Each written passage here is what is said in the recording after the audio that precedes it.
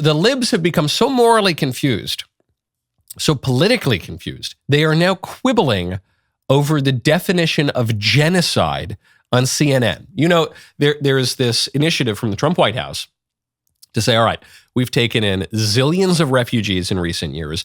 The vast majority of them are not actually refugees. They're economic migrants from Latin America whom the Democrats have imported contrary to the law because they think that they're going to give the Democrats an electoral majority permanently.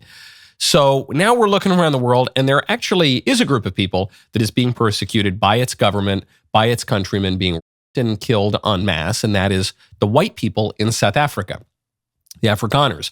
So we're going to let a small number of them in. I think it's something like 58 or 59 people at the moment. The largest number we would let in is something like 70,000 who have applied. We're talking about 50, 60 people right now. And the Democrats on CNN are so opposed to letting in a handful, a few dozen white people from South Africa, that they are now trying to redefine genocide. We have a refugee program. I am sure there's been violence against one side of the There has been violence. Hold on a second. Hold on a second. I want to make a point. Violence does not equal genocide. That's so right. We need to be really, really clear about that. Because if you look at the dead guy, you may not say that.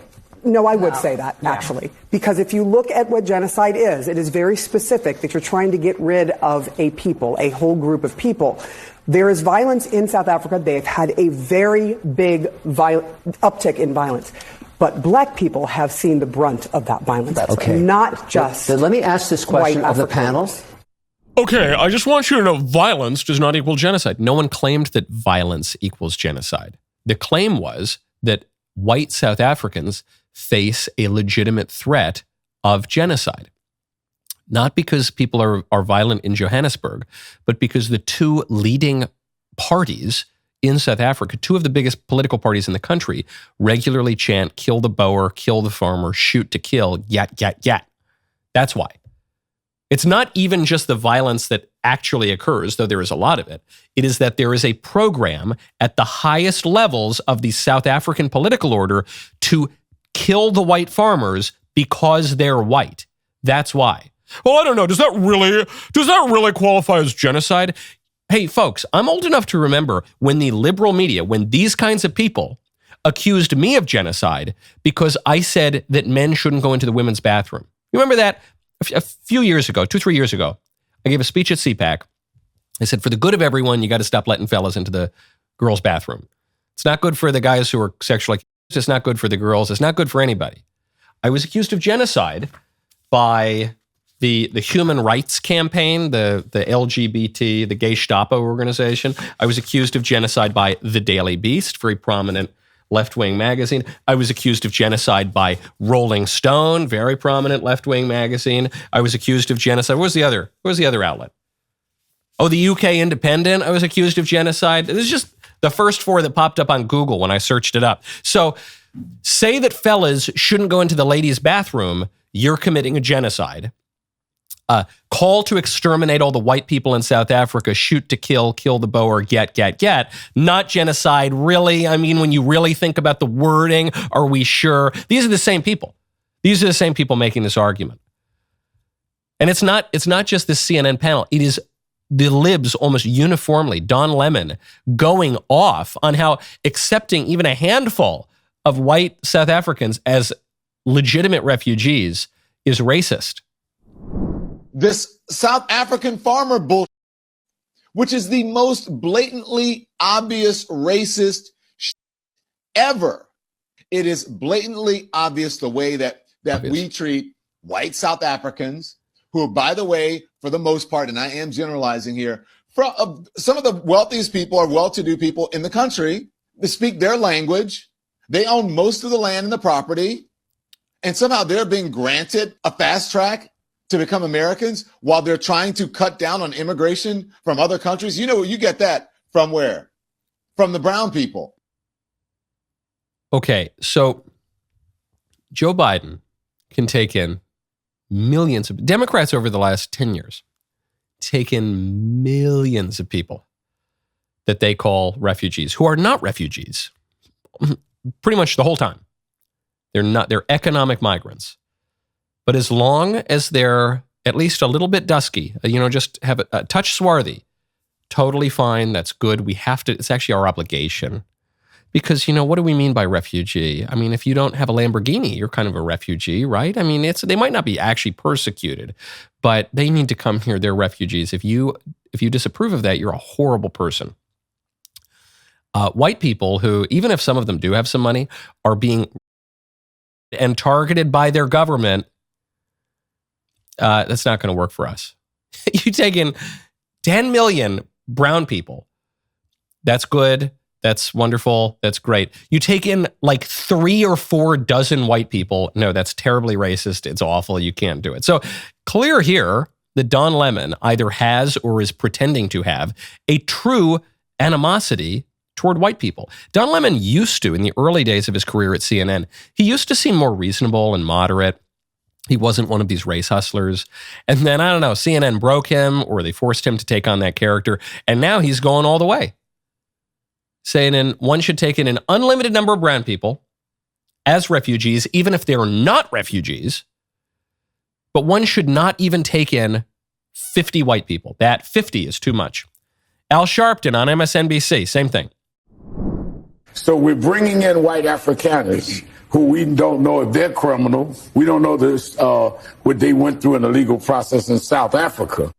Hold on. We're bringing in Afrikaners. We don't know if they're criminal. Now, they are being vetted. But even consider the broader context of this. Al Sharpton, who is perfectly fine with millions of unvetted people who are by definition criminals, crossing the border illegally and doing so with the help of cartels, some of the worst criminals on earth. That's totally fine. But the white Afrikaners who are being vetted, who are coming here legally through a refugee program, one of them might have committed a crime that was never registered in South Africa. And so because we're so tough on crime now, we got to keep them out. Millions of actual criminals, by definition criminal, that's totally fine. It's just, he just hates white people. That's it. Or even if they don't have a personal hatred of white people, which I think they do, but even if they don't, they at least think what they've been telling us for years, which is they think that brown people are going to be more likely to vote for Democrats, so they want the brown people, and they think white people are going to be more likely to vote for Republicans, and they don't want the white people because of that.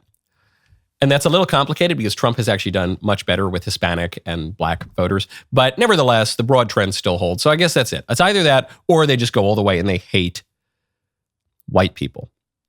Because what is going on in South Africa is the threat of genocide. It actually has nothing to do with the actual rates of the white South Africans do take place and take place extensively. The reason that they face a threat of genocide is because their biggest political parties sing this at their political rallies.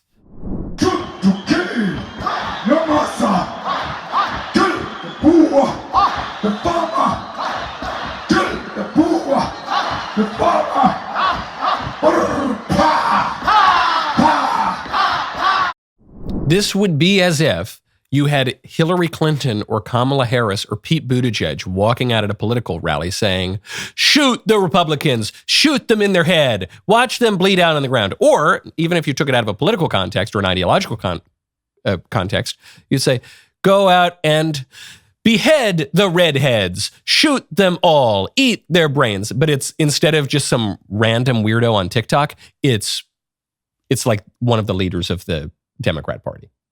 That's what white people are looking at in South Africa. That if that ain't genocide, I know the libs are really into redefining words. I wrote a whole book on it, actually. It's called Speechless. But thank you. But if that's not the threat of genocide, what is? Can someone please define it for me?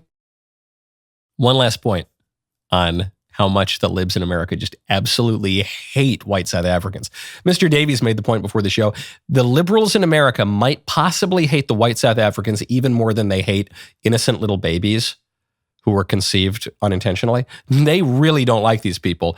A prominent liberal TikToker, her name is Your Favorite Corporate Auntie. She has over 100,000 followers on TikTok. She threatened to murder the white South African refugees if they make it here. Good morning. This is for the South Africans who are going to be entering the United States. This is just a public service announcement. I just wanted to make you aware that the Black people who were students during apartheid, we're grandmas and grandpas now, and we have the ear of Gen Z. One more thing, I also want to let you know that our president, he has Secret Service, and you will not. I also want to tell you that Black people over here are empowered. These are just public service announcements. When you get here, sit your ass down and don't touch nothing, because you don't have Secret Service. Okay. Now have the day you deserve. All right. Well, glad to see this. If for no other reason than we have finally found one group of migrants, one group of marginalized people that the left does not like. Finally, it's taken decades. We found it. It's white people. Okay. All right. That's fine.